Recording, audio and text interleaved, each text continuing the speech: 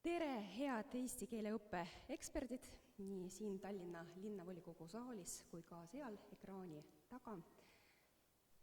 Kusjuures ma pean ära markeerima, et portaal Eesti Uudised ja Delfi me eraldi tervitame teid. Oleme teid palunud osalema ümarlaual.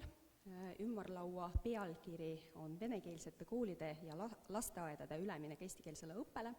Kas see on mõeldav ja teostatav plaan? Küsimärgiga. Tänast debatti juhin mina, Viktoria Ladenska-Kubits on minu nimi, ja mul on väga hea meel, et vaatamata sellele ilusale rannailmale on meie tänase debatti osalised leidnud aega, võimalust ja tahtmist tulla kokku ja arutada sel väga olulisel teemal. Tänan teid juba ette selle eest. Ütlen kohe ette ära, et see on paljuski ka see teema, millest me täna siin hakkame rääkima, on paljuski ka see teema, mis tõi mind poliitikasse, kus minul on väga selged seisukohad ja positsioonid, aga täna üritan täita debatti moderaatori rolli, et meil tekiks tasakaalukas ja huvitav diskussioon, mis ajab leida eelkõige ühisosa ja lahendusi. Ja mul on väga hea meel tutvustada tänases debatis osalejad. Alustame naisest. Irene Käusar, Integratsiooni Sihtasutuse juht ja kui ma ei eksi, apoliitiline persoon. Mihhail Kõlvart, kes on Tallinna linnavolikogu esimees ja Keskerakond. Andrei Kante, Lasnamäe gümnaasiumi direktor. Pavel Ivanov, tuntud tele- ja raadioajakirjanik, endine MK Estonia juht, ärge otsige teda praegusel hetkel siin saalis veel ei ole, tal on saada kirillitsas Eesti, aga ta kohe-kohe tuleb siia saali. Ning keeleteadlane Mart Rannud, Isamaa erakond. Tere päevast kõigile! Eesti keele õpetamine venekeelsetes koolides on tõusnud päevakajaliseks teemaks ja Isamaa erakonnal on soov arutleda sisuliselt seda teemat, tuues nii pooldajad kui ka vastased ühe laua taha kokku ja arutleda miinuseid ja plusse. Ning enne, kui me alustame, paluksin vastata esimesele küsimusele, mis on ühest küljest hästi lihtne, aga teisest küljest hästi keeruline. Kas te pooldate ühtset eestikeelset haridussüsteemi Eestis? Ja alustame Irene sinust. Mikrofon, palun mikrofon. Ma saan aru, et kas küsimusele jah, ei vastus, jah. Aga põhjendused? Jah, nüüd kui laiendada, siis kõigepealt ma ütleks seda, et ma arvan, et on hästi oluline kokku leppida, siis mis asi on ühtne eestikeelne haridus, et siin debattides on väga erinevaid seisukohti olnud, mis asi see siis on, nii et selles mõttes laias laastus ma pooldan, aga kindlasti tuleb kokku leppida siis need kriteeriumid, et mida me selle all silmas peame.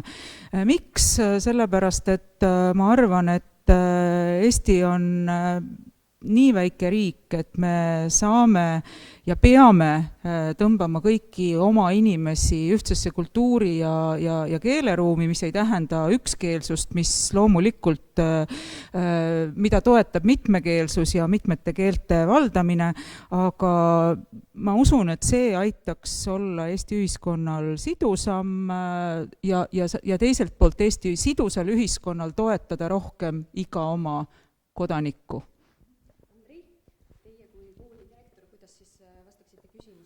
Kui lühidalt ja kui arvestada hetkeseisukorda, siis mitte. Põhjuseid on hästi palju. Esimene põhjus on see, et meil on õpetajate puudus. Teine põhjus on see, et keeleoskamatus õppeprotsessis tähendab seda, et õpilastel on erivajadus. Järelikult, kui õpilasel on erivajadus, siis järelikult tema arengusse on vaja rohkem panustada ja kas me oleme selleks valmis? Ilmselt mitte. Need on siis peamised argumendid, mida ma praegu toon välja. Kuigi põhimõtteliselt ma olen 13 aastat töötanud eestikeelses aineõppes ja teatud õpilaste jaoks see oleks kasulik. Kas meil peab olema ühtne eestikeelne kool?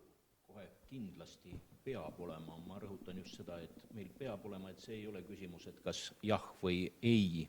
Nimelt see on inimõigus, et meil peab olema riigikeelne kool, riigikeelne haridus, sellest algab meie haridussüsteem. meil lihtsalt kujunes välja see nii-öelda pärast seda Nõukogude aega, kõik seda okupatsiooni, inkorporeerimist Nõukogude Liitu, selline jäänuk, hariduslik jäänuk, kus meil oli 2 eraldi süsteemi.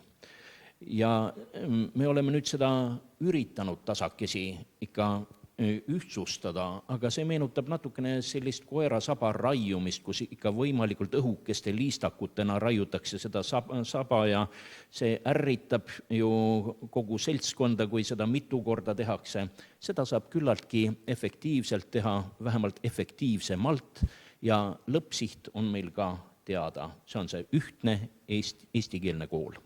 Detailidest me veel räägime, mis on need miinused, plussid ja mis kokkuvõttes need probleemid, et mis nagu võimaldad või ei võimalda. Aga praegusel hetkel ma tahaks ka Mihhail Kõlvart teie arvamust saada teada. Jah, aitäh. Tegelikult ma olen Irenega nõus. Alustada oleks vaja sellest, et defineerida seda mõistet, mis on see ühtne eestikeelne kool.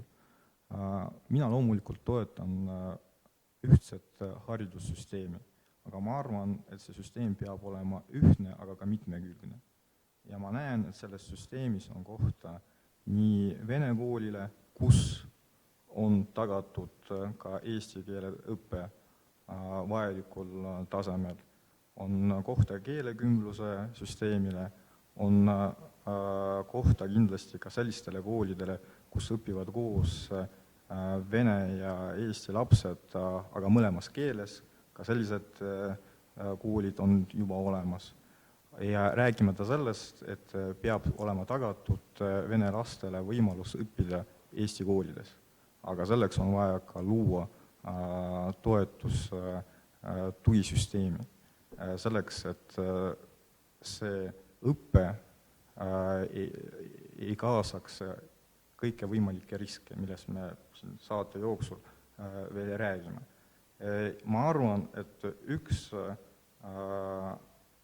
ühine eesmärk kindlasti ühendab meid kõike. Me soovime, et kõik saaksid korralikku haridust ja me soovime, et kõik meie ühiskonnas, meie riigiks suudaksid rääkida eesti keeles. Ma arvan, see eesmärk on igal juhul ühine. Aga ma paluksin siis täpsustada, et mis nagu peate silmas, kui te ütlete, et ühtne haridussüsteem, et mis see mudel siis oleks? Ühtne, see tähendab võrdsed võimalused eelkõige ja ühtne tase. See, mis peab olema tagatud. Samas võivad olla erinevad metoodikad, võivad olla erinevad kallakud ja kindlasti me peame arvestama ka sellega, et meil on väga palju ka hariduslikke erivajadusi, millega tuleb ka arvestada. Ma täpsustaks veel nii palju heatahtlikult. Küsin teie käest üle, et mis on siis, see oli siis pigem teie positsioon, aga mis on siis Keskerakonna positsioon? Sellepärast, et pean tunnistama, et siis, kui ma loen teie sõnumeid meedias, siis ma nagu kohati ei saagi aru, et mis nagu lõppkokkuvõttes teie erakonna positsioon ongi. Et kui siis lubate, siis ma tsiteerin, et peaminister Jüri Ratas ütles kommentaariks Eestisse kolinud Venemaa dissidendi Jevgenia Tširkova avalikule kirjale, nüüd tsitaat, et Eesti liigub pidevalt täielikult eestikeelse hariduse suunas. See tähendab, et peaminister sisuliselt vastas minu küsimusele, kas pooldate ühtset eestikeelset haridussüsteemi Eestis? Jah. Aga kas siis teie nõustute oma erakonna juhiga?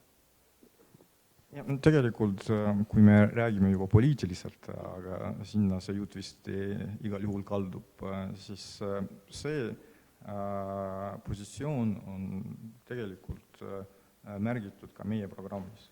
Et jah, loomulikult üldine süsteem, haridussüsteem tähendab seda, et peab olema tagatud võimalus õppida eesti keeles, ehk siis riigikeeles. Aga nii nagu me näeme ka praegu seaduses, ehk siis põhikooli ja gümnaasiumi seaduses, PGS, paragrahv 21, on tagatud ka võimalus valida õppekeelt. Ja see seadus on kooskõlas ka põhiseadusega. Ja siin ei ole mingit vastuolu. See ongi see ühtne süsteem, mis tagab ka mitmekülsust. Ja ma arvan, et see ka väga hästi sobib ka üldise hariduse filosoofiaga, et mida rohkem on tagatud erinevaid võimalusi, seda parem on areng. Ma proovin nüüd siis lühidalt kirjeldada, mis on praegune olukord. Et oleme täna olukorras, kus meil on ühiskonnas 2 küllaltki äärmuslikku positsiooni, millest ühte, kui pisut lihtsustada, jälle ma rõhutan, et ma lihtsustan, esindavad Mihhail Kõlvarti 25 000 häält, rõhutan 25 000 häält. Neid inimesi on kahtlemata rohkemgi, aga sümbolina on see suur häältesaagi ja see häältesaag palju räägib ju.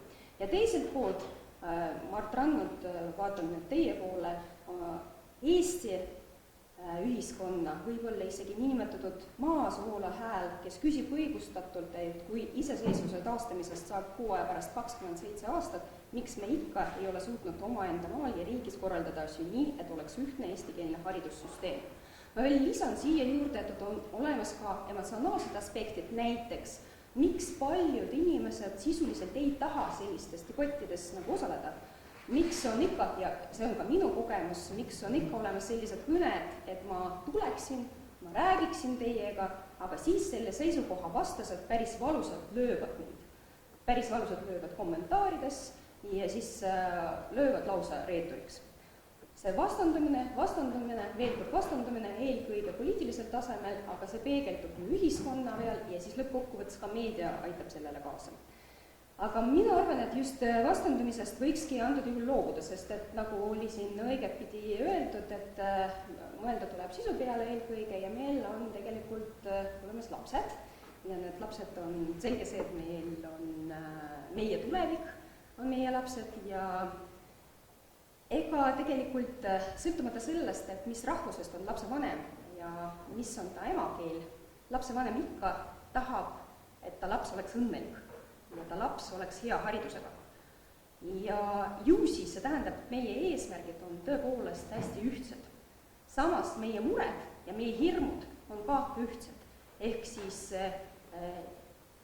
eestlased eelkõige kardavad oma eesti keele saatuse pärast ja tegelikult seda olukorda ma julgen väita, et võib võrreldada ka vene kogukonna küsimusega, kus vene vanemad ka kardavad oma lapse identiteedi kaotuse pärast.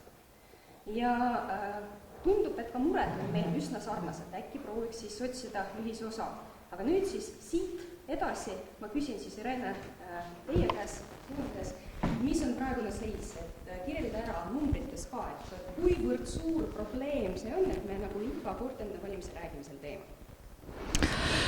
No ma võib-olla võtaks selle sõna probleem maha, ma lihtsalt oleks praegu selline hästi numbritepõhine, et kui me räägime õpilaste arvust, siis see on püsinud viimase 10 aasta jooksul umbes muutumatuna, ehk siis umbes 20% meie põhikooli õpilastest õpib vene õppekeelega koolis, ehk siis see on iga 5. laps Eesti riigis, mis on ikkagi väga palju. Kui me räägime siis koolide arvust, siis vene õppekeelega koolide arv väheneb ja siin võiks nagu otsida, et kuskil on loogika viga, et õpilaste arv justkui ei vähene või protsent, aga koolide arv väheneb, aga küsimus ongi selles, et ta väheneb nende pisikeste koolide arvelt, ehk siis näiteks Haapsalus see aasta suleti vene õppekeelega kool, viimane on juba Võrus suletud ja nii edasi, ehk siis nendes piirkondades, kus on rohkem eestikeelset elanikkonda, seal suletakse järjest venekeelseid koole ja siin nüüd ei ole poliitika mängus, siin on täiesti puhas õpilaste arvu küsimus, et see, nii et praeguseks on, ma nüüd ei julge päris konkreetset arvu öelda, sest mul puudub viimane statistika, aga üle Eesti kuskil 65-70 ringis vene õppekeelega põhikoole. Nad valdavalt paiknevad siis Ida-Virumaal ja Tallinnas ja Tallinna ümbruse siis Paldiski, Maardu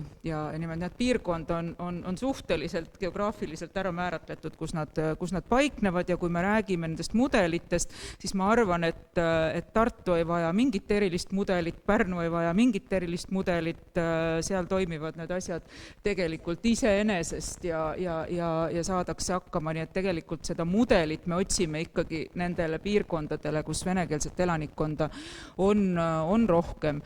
Kui rääkida nendest õpilastest, kes eesti keelest erineva emakeelega õpilastest, kes lähevad eesti kooli, nagu Mihhail ka nimetas, ka see võimalus on täiesti olemas ja peab olema ja seda on ka kasutatud. See protsent tõusis, ütleme 5 aastat tagasi, ta oli see hästi tõusuteel ja siis jäi ta seisma. Ta ei ole langenud, ta jäi seisma, et see on umbes siis jällegi 25% venekeelsest elanikkonnast annab oma lapse eesti õppekeelega kooli. Et ilmselt see on siis see, et need lapsevanemad, kes on teinud selle otsuse, on teinud ja noh, juurde neid nagu väga ei tule. Miks neid ei tule, see on ilmselt nagu ka võib-olla osa sellest tänasest arutelust ja need hirmude küsimused juba natukene tulid siin välja. Et need on nagu põhilised numbrid, millest me räägime, ehk siis laias laastus me räägime igast 5. eestikeelsest lapsest, venekeelsest lapsest, Eesti koolis olevast venekeelsest lapsest ja nüüd ma läksin see asja igast 5. suure tähega Eesti lapsest. Ja kui nüüd võtta seda eesti keele valdamise küsimust, mis on ju üks selle tagamaa, et kui meil vene õppekeelega koolist tuleksid perfektse eesti keelega õpilased, kes sulanduksid lupsti siia Eesti ühiskonda ja neil mingit küsimust ei oleks, ilmselt siis me ei räägiks sellest nii teravalt, et laias laastus võib öelda, et meil on 30 kolmandik on neid koole ja neid õpilasi, kes tulevad vene õppekeelega koolist välja väga hea eesti keele oskusega, tõesti väga hea selles mõttes, et ma ei hakka siin tasemetest rääkima ja sellest, mida nõuab seadus, aga nad tulevad väga hea eesti keele oskusega. 1/3 tuleb umbes sellise oskusega, mida neilt praegu nii-öelda riikliku õppekava alusel nõutakse, ehk siis B1 tase on see põhikooli lõpuks, mis et nad täidavad siis nii-öelda selle normi, aga see ilmselt ei ole piisav, ikkagi me tahaks tegelikult ju paremat.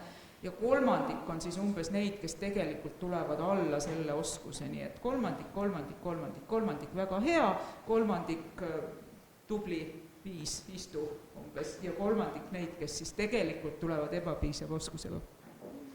Ja nüüd siis tuntud tele- ja raadioajakirjanik Pavel Ivanov on ka kohal ja siis kuna meil oli juba esimeste küsimuste ring läbi tehtud, siis paluks ka sinult vastus küsimusele, kas sa pooldad ühtset eestikeelset haridussüsteemi Eestis? Loomulikult ma pooldan neid asju, mis on riigis ühtsed. Sellepärast, et selle järgi on kergem elada, see on üks asi. Teine asi on see, et siis me ei diferentseeri, nagu öeldakse, inimesi üldse siin ja iga inimese suhtes on ühene ja ühtne suhtumine. See on normaalne protsess, seda tahavad kõik. Teine asi on see, et millised sfäärid selle alla kuuluvad. Et multikultuurses riigis ja eriti sellises, mis on Eestis, kui 27 aasta jooksul ei ole see poliitiline konsensus leitud, ma ei usu, et me järgmise aasta märtsikuuks sellega leiame, ausalt öeldes. Ja seda mitte sellepärast, et see ettepanek iseenesest on halb, vaid siin on täiesti olemas objektiivsed põhjused. Aga ma ei ole poliitik, ma olen ajakirjanik ja ma tahaks tegelikult rääkida pisut sellist muistujuttu. Et kui me tuleme tagasi ajaloos ja tuletame meelde, mis oli enne seda, kui oli üleminek 60-40 programmi peale, siis kui me vaatame kommunikatiivselt seda asja, miks tekkis üldse selline terav olukord, miks ühed ei kuulanud teisi, teised ei kuulanud esimesi, see oligi nagu see kõige suurem probleem. Kui uurida ajakirjandustegevust sellel aastal või nendel aastatel, siis tegelikult tuli välja väga huvitav asi. Et siis, kui üldse nagu käidi välja see termin 2010, et siis ju mitte keegi seda tõsiselt ei võtnud. Kõik mõtlesid, et okei, et see on selline deklaratiivne punkt, vene keele õpetajad ja üldse venekeelse kooli esindajad ei suhtunud sellesse tõsiselt, sellepärast, et kõik rääkisid oma vene kooli omapärast, mis oli tollel hetkel ka täiesti õigustatud. Tollane haridusminister, kui ma eksis, oli Tõnis Lukas, tema ei selgitanud eriti ajakirjanduses, et mis asi see üleminek on, miks on see 60-40. Ühesõnaga, ühelt poolt ei toimunud selgitustööd, teiselt poolt ei toimunud ka selgitustööd, sellepärast et kui, isegi sina, ma arvan, et mäletad, et mitte üheski venekeelses meediakanalis ei olnud tõsist debatti ega diskussiooni ega selgitustööd, mis asi see on üleminek 60-40. Ja viimasel hetkel, siis kui oli aasta 2009, siis ärkasid kõik üles. Nii ühed, nii ka teised. Et kas nüüd siis tõesti me peame midagi tegema või mitte, siis tekkisid igasugused võitlusorganisatsioonid, kes tahtsid minna haridusministri juurde, mis oleks olnud normaalne, kui need oleks tollel hetkel vastu võetud, aga neid ei võetud vastu, neid ei kuulatud. Ja siis tekkiski selline olukord, kus ühest küljest ei eestikeelne meedia, kes tegelikult oli sellest teemast nagu kaugel, sellepärast et see ei ole nendega seotud, ei mõelnud selle peale, et tegelikult võiks nagu pisut võib-olla selgitada neid ohtusid, miks vene inimesed, näiteks vene kool on ärevil selle pärast. Ja teine pool, teatud põhjustel, need põhjused on muuseas mitu, üks nendest on ebapiisav valikate olemasolu venekeelse meedial, ei olnud ka läbi loetud neid selgitusmaterjali, sellepärast et neid teine pool ei andnud, sellepärast neid ei olnud. Ja siis tekkiski selline vaakum, kus tegelikult vene kool kui selline jäetigi nagu oma pead tegutsema.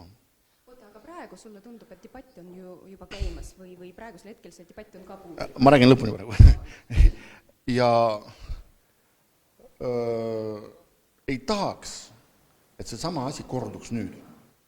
Vaat see ongi nagu see asi, minu soovitus ühele poolele, teisele poolele, et olgem normaalsed. Kui me tahame midagi teha, eks ole, poliitiline konsensus poliitiliseks konsensuseks. See on tõesti, see on poliitiline tase. Ma isiklikult ütlen siiralt, ma ei usu, et see juhtub, sellepärast, et selle jaoks on vaja hoopis teistsuguseid koalitsioonileppeid ja teistsuguste koalitsioonipartneritega. Et see on nagu üks asi. Teine asi on see, et kõik algab kommunikatsioonist. Kuidas, mida sa ütled, kellele sa ütled? Kui sa tõesti normaalselt selgitad, miks on üks või teine asi hea ja seda mitte ainult lähtudes sellest vanast juba natukene banaalseks läinud postulaadist, et see tõstab venekeelsete noorte selle competitioni taseme, eks ole, et see enam ei toimi, on vaja mingisugust teisi argumente. Aga siinkohal jälle, eks ole, kui me räägime lasteaedadest, siis see on nagu pisut isegi kergem. See on järgmine küsimus, et tegelikult tohib siit ma juba võtan üle sõna.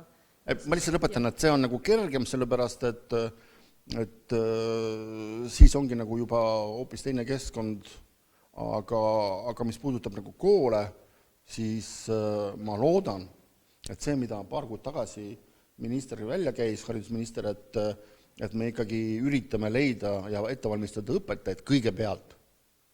Ja siis juba vaadata edasi, mis siis saab. Et siis, nagu öeldakse, kõik algab kaadritest, kõik algab kommunikatsioonist. Nüüd siis tõesti teemaks on lasteaiad ja mina jällegi kasutaksin sõna hirmud, sellepärast, et mina näen, et juhul kui venekeelne vanem näiteks ei anna oma last eestikeelsesse kas või siis nagu kooli või siis lasteaeda, siis selle suur osa sellest on ka see hirm, et äkki laps võõrandub. Äkki laps unustab kas või siis vene keelt või siis võõrandub üldse vanematest ja oma juurtest. Et siit ka nagu küsimus, et kas toetame ühtseid eestikeelset lasteaedu ja kui ühtse eestikeelse haridussüsteemi vundamenti ja siit ma küsiksin eelkõige siit Mart sinu arvamust.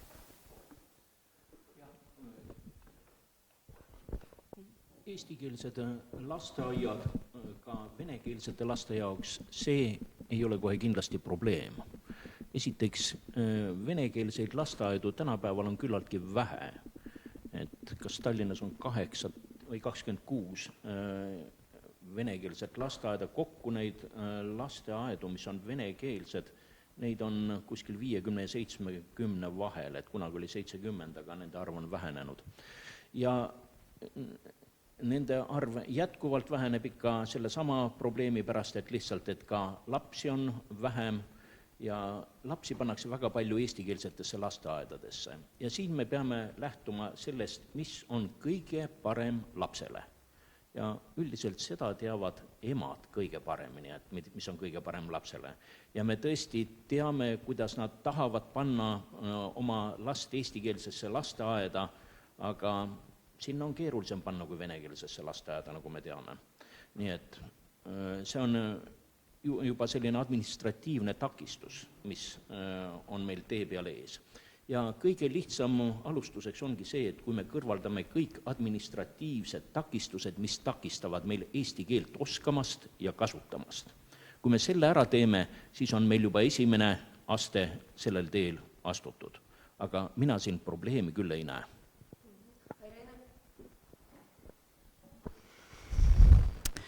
No jah, väga lihtne, võtame administratiivsed takistused eest ära, aga kuidas, mismoodi? Ja mina saan väga hästi aru nendest lastevanematest, kellel on hirmud ja jah, loomulikult ema oma südames, hinges teab kõige paremini, mis tema lapsele on hea, aga see hea on ema jaoks tihtipeale see abstraktne, see on see armastus, see on see turvalisus, see on selline, et emad ei ole kõik kõrgema pedagoogilise haridusega ja ei pruugi teada ka selliseid pedagoogilisi või õppimise protsesse, nii et selles mõttes mina saan neist hirmudest väga hästi aru. Ma olen mitmeid kordi oma elus olnud olukorras, kus ma kakskeelsetes peredes, kus just ema on vene keelt rääkiv ja isa on eesti keelt rääkiv, olen veennud ema, et jumala pärast räägi oma lapsega vene keeles, sellepärast, et see laps võidab nii palju. Ja see ei ole see, et see ema ei taha oma lapsele head, ta lihtsalt kardabki, ta ju ei tea, ta kardab, et tuleb poolkeelsus, ei ole ühes keeles hea, ei ole teises keeles hea, ta kardab, et kaob ära temaga ühtne suhtluskeel, ehk siis laps läheb näiteks eestikeelsesse lasteaeda ja kooli ja tuleb koju oma eestikeelsete sõpradega ja võib-olla see sama ema või isa ei valda nii hästi eesti keelt ja ta ei julgegi minna oma lapse sõpradega rääkima, sest äkki see kuidagi mõjutab.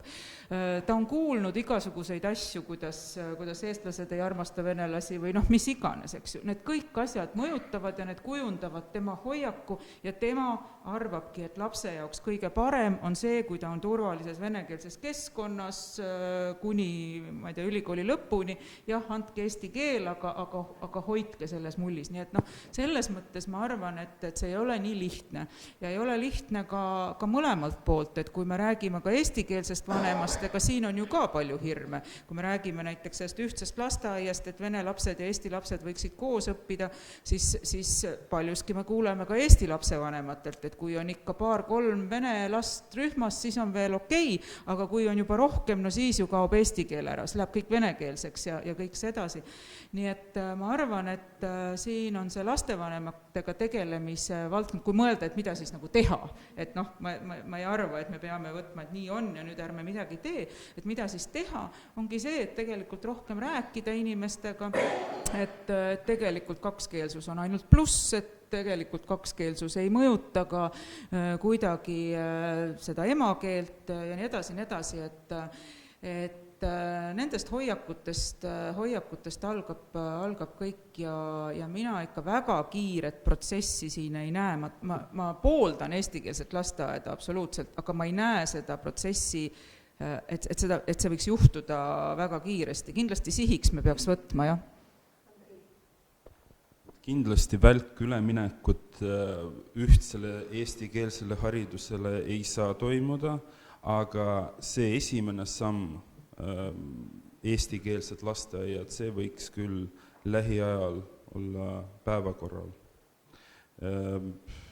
Isiklikust kogemusest võin öelda, et minu lapsed käivad keelekümblusrühmades mõlemad ja tulemus on väga hea ja kui veel tõsta teiste vanemate teadlikkust näiteks kas või vanemate nõustamise või siis mingisuguse toetussüsteemi abil, siis kindlasti suur osa nendest lastest eelistavad või siis vanematest eelistavad keelekümblusprogramme või siis eesti keele süvaõppeprogramme, sest et see kartus on väga suur. Ja võib-olla see nõustamine aitaks ka leevendada seda probleemi.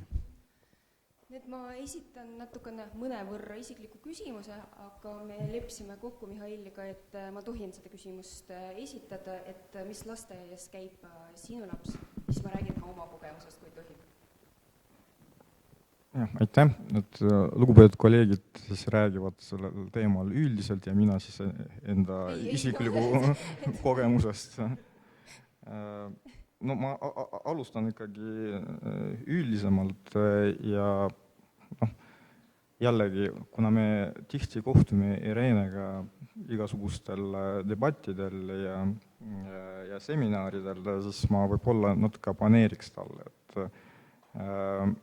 et tihti nii pedagoogidele kui ka poliitikutele tundub, et meie siis teame parem kui vanemad, kui lapsed ja üldse kui ühiskond, sest meil on kõrgem haridus, laiem silmaring ja me üldse teame paremini, kuidas teised inimesed peaksid elama. Ja sellel debatil võib-olla üheks probleemiks on ka see, et venelased tunnevad, et keegi otsustab või otsustas, et kuidas siis nende lapsed saavad paremini eesti keelt õppida. Seda ei tea lapse vanemad, seda ei tea õpetajad, vaid poliitikud pakkusid mingi mitte akadeemilise, vaid poliitilise valemi 40-60 ja ütlesid, vot nii teie lapsed saad õppida eesti keelt ja see on ainuke võimalus. Ja kui te selle valemi vastu midagi avalikult räägite, siis te ei taha õppida eesti keelt. Ehk siis kui te ei taha õppida füüsikatunnidel eesti keelt, siis te ei taha üldse eesti keelt õppida. No ja kui te ei taha eesti keelt õppida, mida see tähendab? Siis te olete riigivaenlane. Ja kui te olete riigivaenlane, siis loomulikult te olete Kremli-meelne. Ja siis pärast selle loogika kettis keskel lõigatakse mõned lülid välja, jääb siis umbes selline arusaam, kui sa ei taha õppida eesti keelt füüsikatunnidest, siis sa oled Kremli-meelne. Mina loomulikult praegu lihtsustan, aga kahjuks see arusaam on suhteliselt levinud ühiskonnas ja see on probleem. Jätkuvalt mulle tundub, et meil sellist üldist vastuseisu ühiskonnas ju ei ole. Et inimesed saavad aru, et selleks, et me koos saaksime eksisteerida, inimesed peavad teadma riigikeelt. Ehk siis seda probleemi nagu filosoofilist, poliitilist, eksistentsiaalselt ei ole olemas. Me peame ainult valima neid meetmeid, kuidas saavutada seda tulemust. Ja siin tekib lihtne küsimus, miks me ei saa ja ei pea tagama valikuid ja miks see lapse vanem ei saa teha seda valikut. Ja ma olen kindel, et kui see valik on vabatahtlik, siis veel suurem osa lapsevanemaid hakkavad valima seda praeguseks nii nimetatud, kuna meil ei ole seda definitsiooni, aga nii nimetatud eestikeelse kooli. Ja mis puudutab lasteaeda, siis esiteks mulle tundub, et lapsed saavad omavahel palju paremini hakkama kui täiskasvanud, rääkimata sellest, et palju paremini kui täiskasvanud poliitikud. Ja loomulikult see on kõige parem viis, liivakastis. Ja mitte sellepärast, et lapsed saavad paremini keelt õppida, aga sellepärast, et keegi ei suru peale. Vaid kui keegi ei suru peale, siis see iseenesest tuleb välja lastel. Aga jällegi iga pedagoog saab öelda, ma olen kindel, et saab seda öelda, et ei ole ühtegi 100% õiget süsteemi. Et see ei tähenda, et iga laps saab hakkama teises keelekeskkonnas. Kahjuks ei ole nii. Selleks on terve rida uuringuid, sealhulgas uuringuid, mis on tehtud meie koolides. Mul on terve rida tsitaate selle kohta, et see ei ole nii, et iga laps saab hakkama teises keelekeskkonnas, ükskõik kas lasteaias või koolis. Kui see oleks nii, siis tegelikult mul tekiks nagu lihtne küsimus, et kui selles süsteemis on ainult plussid ja see on kättesaadav igale lapsele, et miks näiteks kõik lapsed, sealhulgas ka Eesti lapsed, ei õpi nagu mingis teises keeles, kui see annab ainult lisaressurssi, lisavõimalusi ja nagu tagab nagu head hariduse taset. Et miks me siis ühele etnilisele grupile anname seda võimalust, ehk siis kakskeelsus, aga teisele etnilisele grupile seda võimalust ei anna. Aga minu laps, vastates teie küsimustele, käib praegu venekeelses lasteaias. See oli mitte ainult keelega seotud valik, et sellel ajal, kui oli vaja valida lasteaeda, Tallinnas kahjuks ei olnud väga palju kohti ja ta pidi ka käima eralasteaias, aga oli seal väga tore olla ja siis ta jäigi sinna. Ja nüüd on jäänud 1 aasta enne kooli ja nüüd me kaalume, et ta 9 aastaks läheks ka munitsipaallasteaias, kuna nüüd järjekorra probleem on lahendatud, siis ta saaks ka eestikeelses lasteaias käia. Nii et kuna ma lubasin vastu, siis oma kogemusest ka rääkida, siis ütlen, et minu laps käis eestikeelses lasteaias, aga pean tunnistama, et ka minu emal oli täpselt samasugused hirmud, et kas me saame hakkama, kas meil pärast seda kogemust leidub ühtne keel ja siis ma hästi leppisin kogu õpetajatega, et me ei hakka tegema samasugust kodukeel on vene keel ja mina suhtlen emana, ma suhtlen oma lapsega vene keeles ja siis ma toetan teda selles, et ta oma eakaaslastega suhtleks eesti keeles. Ja siis lõppkokkuvõttes jah, olid ka need samad niinimetatud probleemid, kui laps nagu paneb võib-olla mingisuguseid sõnu näiteks hoopis teise konteksti või siis esialgu natukene segamini paneb eesti ja vene keelt. Aga see kõik tegelikult üsna kiiresti sai üle ja siis lõppkokkuvõttes ma arvan, et me tõepoolest saavutasime seda, mida me tahtsime, ehk siis laps räägib vabalt nii eesti kui ka vene keelt, aga tõepoolest, et see sõltub, ma saan aru, mitte ainult süsteemist, vaid ka konkreetsest kogemusest, vanemast ja kooliõpetajatest ka, et kuidas nemad võtavad või ei võtta sinu last ja sinu positsiooni kui sellist. Mina arvan, et lõppkokkuvõttes ma lugesin hästi palju erinevaid arvamusi ja ka õpikuid sel teemal, ma arvan, et siis, kui laps nii varakult alustab, sisuliselt ta ei võtta seda kui õppimisprotsessi, ta lihtsalt nagu suhtleb ja ta saab aru, et see ongi suhtlemisviis. Ja see keele omandamine tuleb väga lihtsalt. Et ma arvan, et siin juhul tõepoolest võiks nagu julgustada, aga samas teada, et on olemas ka teised kogemused palun. Ma lisan paar märkust siia juurde, et ka sina mainisid sellist nähtust nagu emapoolne hinnang haridussüsteemile ja ehk nii-öelda see emapoolne juhtimine, et laps saaks kõige parema hariduse. Ja lisaks veel tuli välja see niinimetatud vanaemade probleem. Nimelt on just selline huvitav nähtus, et emad tahavad panna oma venekeelset last eestikeelsesse lasteaeda, aga vanaemad kipuvad vastu olema, räägivad, et kuidas mina siis lapsega räägin. Aga emad kipuvad olema kangemad, panevadki lapse eestikeelsesse lasteaeda ja teate, mis juhtub siis? Vanaemad hakkavad eesti keelt õppima.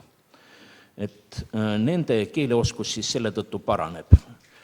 Veel natukene sellest keele omandamisest lasteaias. Seal ei õpita keelt, vaid lihtsalt omandatakse. See käib läbi mängude, seal jah puudub surve, nagu Kõlvart juba mainisin, ja õpitakse hästi ära. Ja see kestab, ütleme, kuskil kuni 10. eluaastani, see järjest väheneb, selline arusaam, siis kaob see niinimetatud integratiivne motivatsioon ära, hakkab mängima rolli prestiiž ja raha ja ehk hiljem juba töökoht ja kõik muu, et need asjad on elus tähtsamad kui see, et saab liivakastis kellegagi koos mängida. Ainult korra tuleb see elus veel tagasi ja see tuleb ka ainult naistel tagasi. Kui armastus peale tuleb, siis õpitakse ka mehe suguvõsa keel ära. Aga meestel muide seda enam peale ei tulegi. Pavel, tahtsid midagi lisada? kes koguvad oma pensionist natukene raha, et lapselaps läheks keelekursusele muuseas. Aga Eesti on üks fenomenaalne riik. Meil nagu ühest küljest on nagu seadusandlikult kirjas, et omavalitsus otsustab vastavalt õppeasutuse hoolekogu või siis juhtkonna kirjale, mis keeles õppeprotsess toimub. Tegelikult tundub, et see asi vist ei toimi millegi pärast. See on üks fenomen. Teine fenomen on see, et me kogu aeg räägime sellest, et suhtlustasemel annaksime rohkem võimalust venekeelsetel inimestel sukelduda sellesse keelesfääri rohkem ja rohkem. Aga samas me näeme igapäevaselt pilti, kus me poes, kus Eesti inimesed ei suuda kassapidajaga eesti keeles rääkida, lõppude lõpuks räägivad inimesega vene keeles. See on ka fenomenaalne. Kolmas fenomen minu meelest seisneb selles, et kui me räägime venekeelsest haridusest, siis on olemas tõesti organisatsioone, kes võitlevad selle eest, aga samas nendega ei lähe mitte keegi kaasa.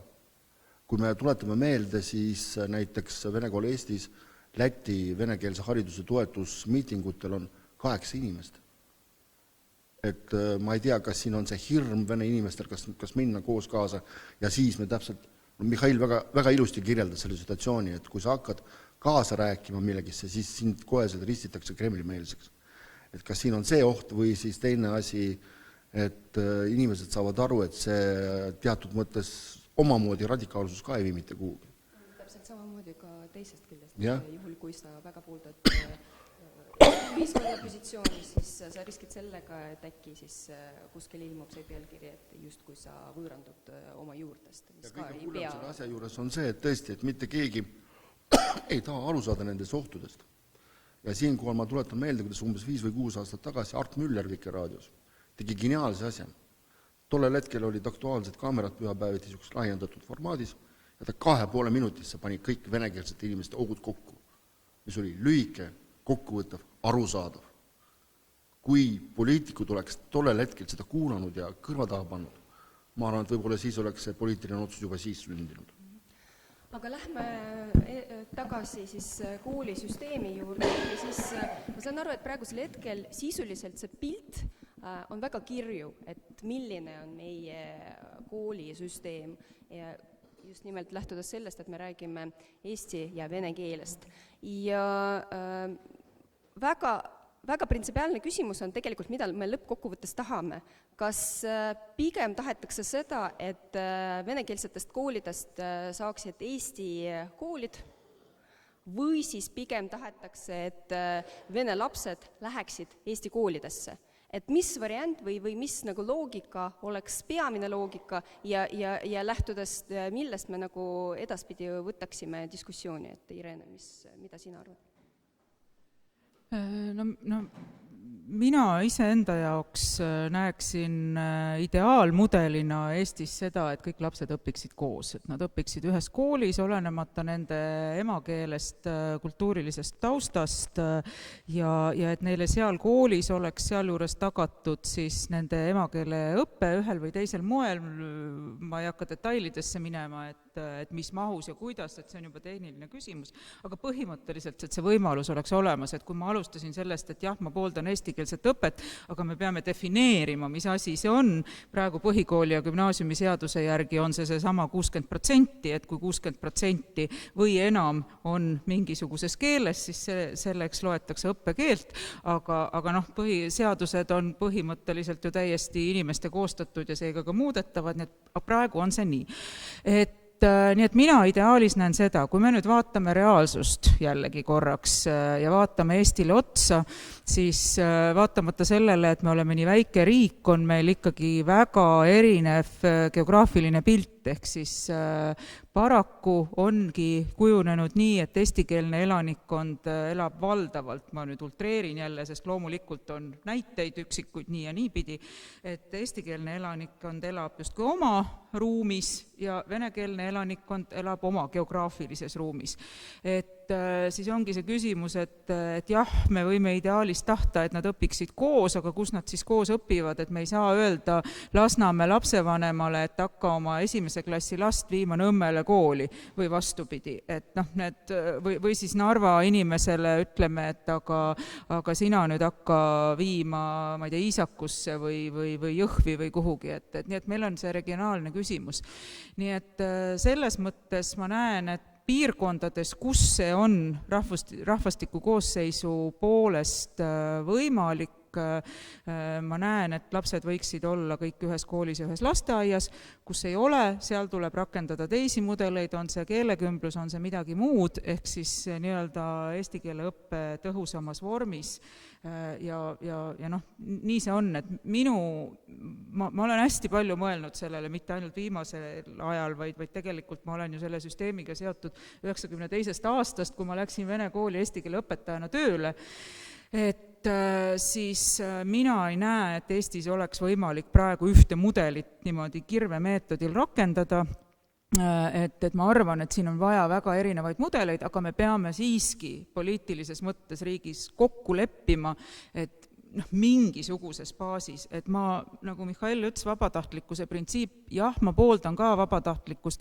minu elu ühed säravamad tööaastad olid siis, kui me lükkasime käima keelekümblusprogrammi, millel oli ka päris palju vastaseid esialgu ja kõik nii edasi, aga see kilp, millele me kogu aeg saime tugineda, oli see, et see on vabatahtlik, lapsevanemad teevad valiku, koolid teevad valiku, lasteaiad teevad valiku, keegi ei saanud tulla mind nii-öelda ründama, küll muutusin ma kohe rünnatavaks, kui ma hakkasin 60-40 mudelit vedama. Nii et selles mõttes jah, aga haridussüsteemis tuleb teha mingeid kokkuleppeid, me ei saa lähtuda ainult vabatahtlikkusest, riiklik õppekava on ka kokkulepete kogum, et kui nüüd natukene sellise meelevaldse näite tuua, öelda, et teeme lastevanematele vabatahtlikuks, et kas nad tahavad, et nende laps matemaatikat õpib või ei taha. Et selle peale me ju ei mõtle. Jah, loomulikult kõik lapsed peavad õppima matemaatikat. See on ka kuskilt kellegi poolt paika pandud, kokku lepitud. Jah, kooliharidus on selline. Ehk siis selles mõttes mina arvan, et kuhugi maani peab olema kokkuleppe, kuhugi maani peab olema kohustuslikkus ja siis kuskilt maalt on need vabatahtlikud variandid, et kas see on siis eesti lapsed, vene lapsed koos, kas see on keelekümblus, kas see on süvendatud eesti keele õppe vene koolis, kas see on midagi veel, et sealt tulevad variandid, aga mingi baas on kokku lepitud ja nüüd poliitiliselt peaks kokku leppima, mis see mingi baas on.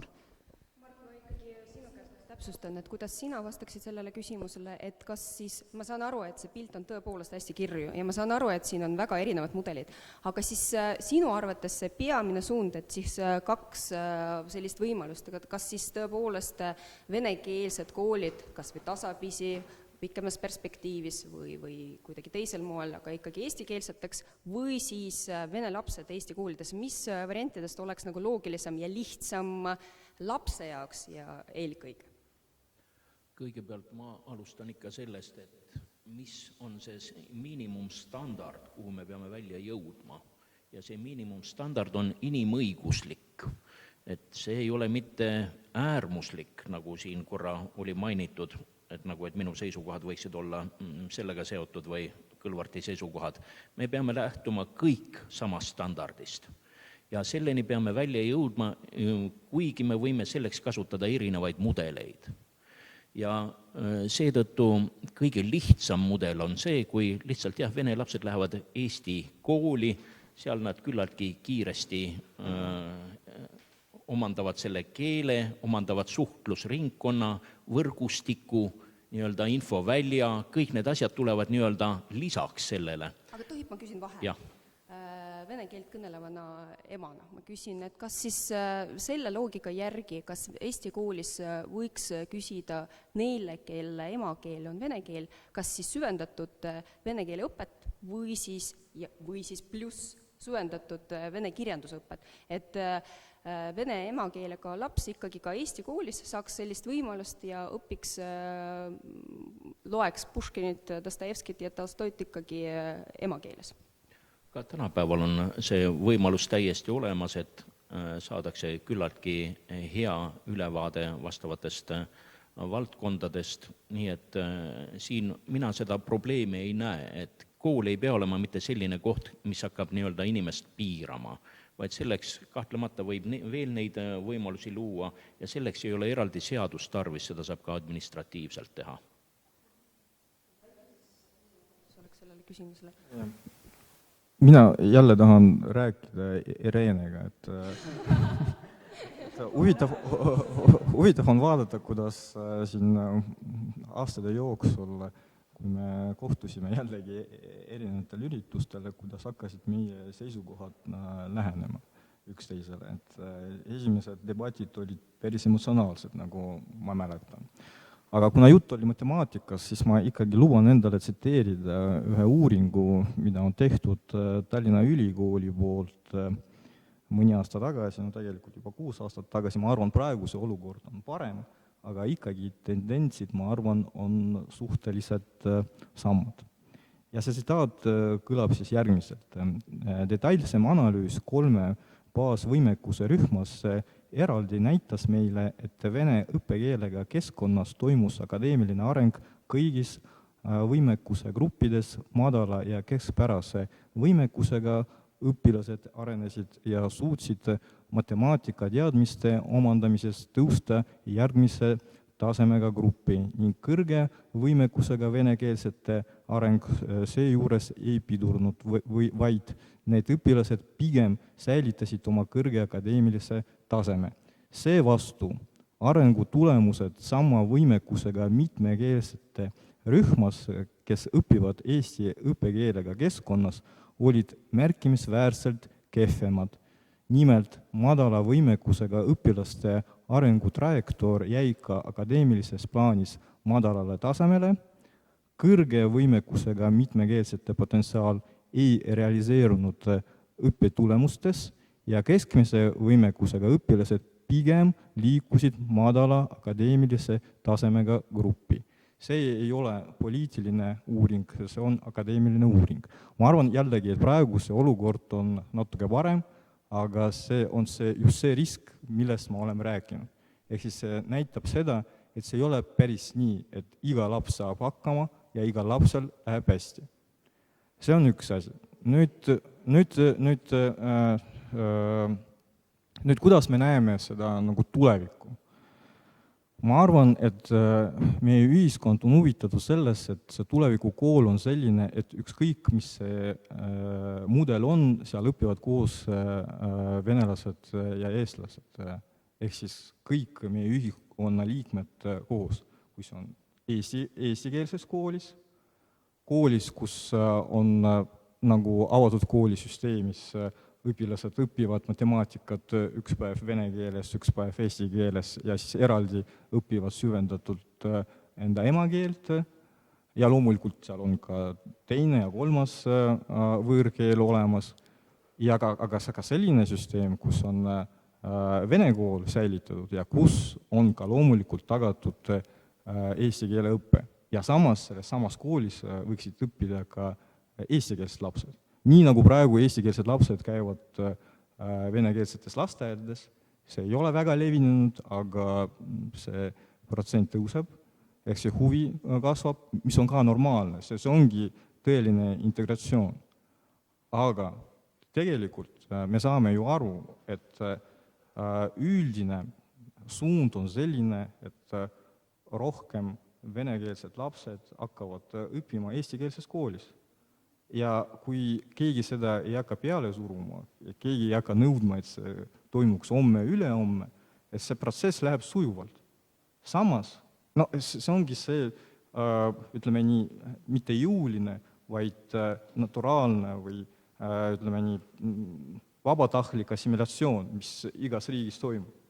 Aga kui see assimilatsioon on suunatud ja on jõuline, siis tegelikult see ei too mingit tulemust, vaid eelkõige marginaliseerimist, mis on omakorda ühiskonna ressurssi vähendamine ja on probleemiks selle ühiskonnale. Nüüd ja viimane asi.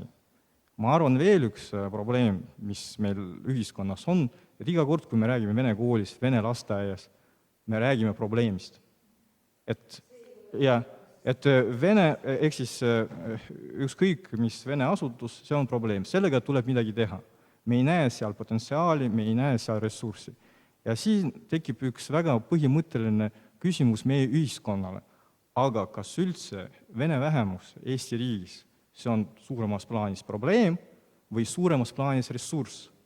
Kas vene kultuur Eesti riigis on oht Eesti riigile või see on jällegi ressurss, kuna ainult kultuur annab inimestele potentsiaali ja mentaliteedi, mis võimaldab teistmoodi vaadata probleemide lahendamisele, tuua uusi mõtteid, tuua uusi arenguid, ehk siis tõepoolest see võiks olla ressurss. Aga ma arvan, et me ei julge selle küsimusele vastata ja sellest see probleem algab. Me nagu retooriliselt räägime, et see on ressurss ja potentsiaal, aga tegelikult kõik mõtleme selle peale, et see on probleem ja oht. See ei ole praegu tsensuur, aga ma pean lihtsalt võtma sõna, sellepärast et meil on jäänud hästi vähe aega ja siis ma kindlasti tahaks küsida õpetajate kohta, sellepärast et see antud küsimuses ma arvan, et üks hästi valus probleem ja eelkõige koolidirektor siis vastaks sellele küsimusele, et Irene, sa tahad vahele? Ühe lausega. Ilmselt Aaro Toomela uuringut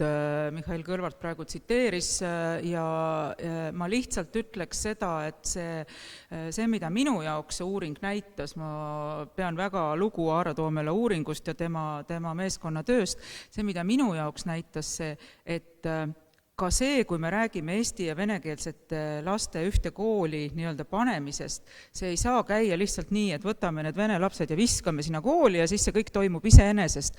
Et me peame tegelikult sellega siis tegelema, et seal on tõesti mingid keelelised tugivajadused, seal on veel midagi ja veel midagi, et ei juhtuks seda, mis selles uuringus tuleb. Nüüd mina arvan, et see, ja tookord juba, kui see uuring tuli, see on üks 5-6 aastat vana uuring, et siis ma juba vaatasin, et et selge, et järelikult meie Eesti kool tegelikult ei suuda tänaseks tegeleda tolleks ajaks erineva taustaga lastega, et sinna tuleb panustada, nii et me ei saa iseeneslikult eeldada, paneme kokku ja siis on maailm ilus. Aga nüüd ma annan ruttu siia.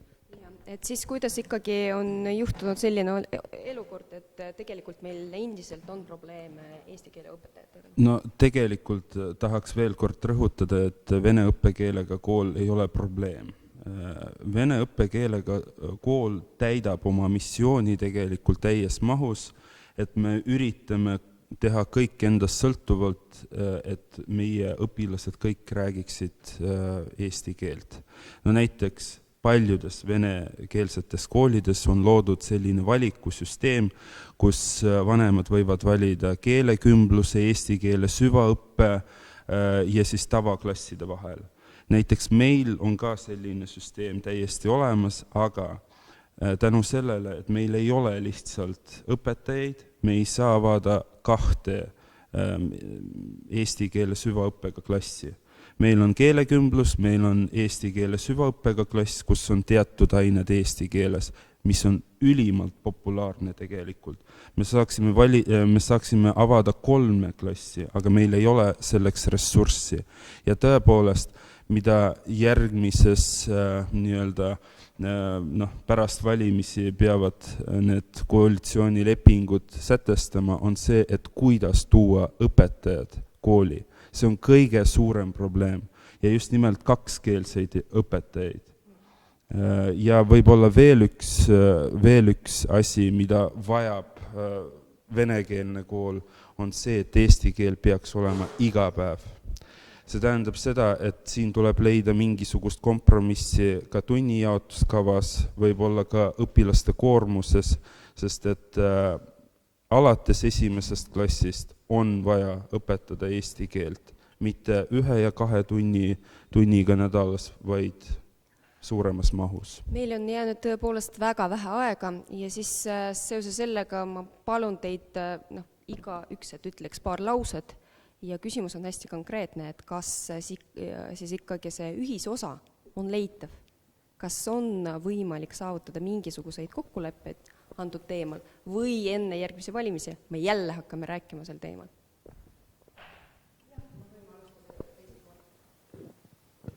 Kahtlemata on ühisosa leitav ja selle me leidsimegi üles.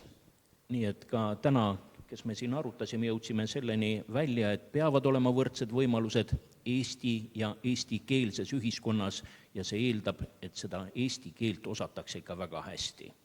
Aga siin on välja pakutud ka erinevaid lähenemisi, erinevaid mudeleid, mitte iga mudel ei tööta ja ma juhin tähelepanu, et see, mida praegu pakutakse mõnes Tallinna koolis, kus leitakse, et C1 tase on võimalik saavutada ilma eesti keelt suurt õpetamata, et selle jaoks küll ei ole mõtet nüüd raha anda. Sellised mudelid ei tööta, need ei vii kuhugi. Siis teine punkt, mida ma tahan välja tuua, sellest oli juttu, et matemaatika ja reaalained võiksid olla võõrkeeles rasked. Mina ise õppisin matemaatikat võõrkeeles, sain hakkama.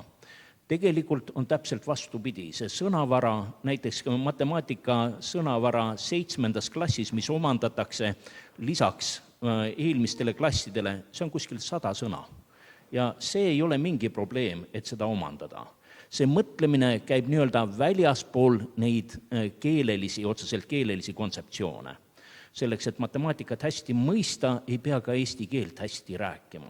Nii et need väited, et meil jääb see matemaatika, füüsika ja keemia taha, need ei ole absoluutselt õiged. Ja veel kord oli juttu assimilatsioonist, käis selline sõna läbi. Et kas meil Eestimaal on assimilatsioon? On küll. Aga see ei ole mitte see, et venelased muutuksid eestlasteks, vaid hoopiski see, et praegusel hetkel assimileeruvad niinimetatud kolmandad rahvused vene kooli mõjul venekeelseteks. 1/3 vanaemasid ja vanaisasid vene koolides on hoopiski mitte venelased, vaid hoopis kolmandatest rahvustest. See on tore, et me tõdeme seda, et me leidsime selle ühisosa. Küsimus on väga lihtne, mis edasi saab. Kuhu see läheb? See on täpselt samamoodi veel üks fenomen Eesti ühiskonnas.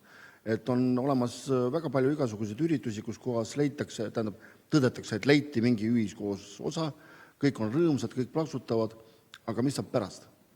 Ja ma tulen selle juurde tagasi, millest kui ma tulin, alustasingi, et ma ei kujuta ette, kuidas kaasaegses Eesti süsteemis on võimalik leida selles küsimuses mingisugune konsensus, sellepärast, et nii kaua, kuni eksisteerib tõesti see suhtumine, et vene keel on probleem, vene kool on probleem, ühtede jaoks on vene kool probleem, teiste jaoks on vene kooli eest võitlemine tähtis. Seni me ei saavuta mitte midagi. Lugupeetud koolidirektor, et kas siis ühisosa on leitav? Ühisosa on kindlasti leitav.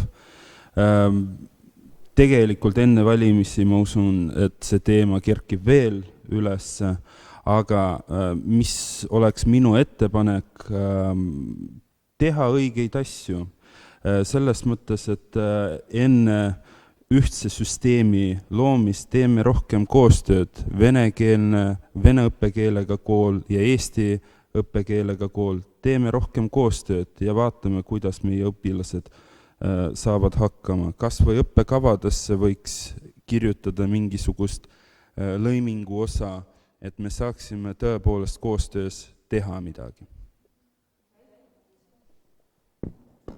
Ma arvan, et me vajame ühist arusaamist, et mõned protsessid vajavad rohkem aega ja kui me hakkame neid protsessi kiirendama, siis me tegelikult viime seda tulemust kaugemale. Teiseks, poliitikud võiksid mõelda rohkem mitte valimiste, vaid valijate peale, aga sellest võib palju rääkida, aga sisuliselt ma arvan, seda teemat oleks parem arutada peale valimisi. Sest enne valimisi see toob kindlasti emotsioone ja mis on kõige, ma ütlen, et see on kurb, et see teema ei ole akadeemiline haridusteema, et see on rahvusteema. Ja kuna see on rahvusteema, see on kõige emotsionaalsem teema, aga seega kõige poliitilisem teema, siis siin enne valimisi poliitikud toovad enda aruteluga rohkem halba kui kasu.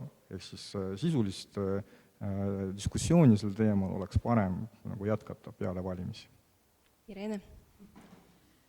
Mina olen paadunud optimist, et mina arvan, et see ühisosa on leitav, et ta tegelikult on kuskil meis olemas, et ta on olemas ka nendes poliitikutis ja olen nõus, et me võiksime sisuliselt sellest arutada pärast valimisi, kui ei ole enam kõikidel erakondadel vaja kuidagi üksteisest eristuda ja mingisuguse väga selge teistest erineva sellise seisukohaga tulla, aga ma tegelikult, mulle tundub, et terad hakkavad sõkaldest eralduma ja tõesti, ma olen Mihhailiga nõus, meie vaated hakkavad aasta-aastalt sarnanema, mis on juba minu arust näitab ühiskonna arengut.